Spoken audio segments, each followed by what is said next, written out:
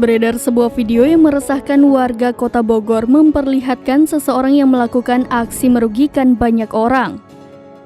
Terlihat seorang pria tampak asyik beraksi melancarkan aksinya dalam mencopet. Aksi tersebut terekam kamera warga dan menjadi viral di media sosial. Warga tersebut langsung memviralkan aksi copet tersebut di media sosial.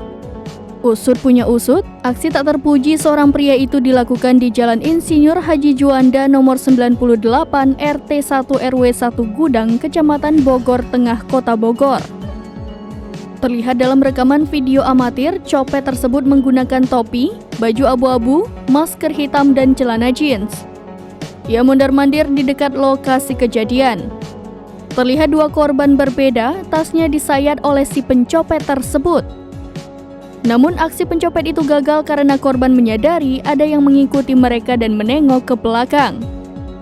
Hingga berita ini diturunkan, belum ada pernyataan dari kepolisian.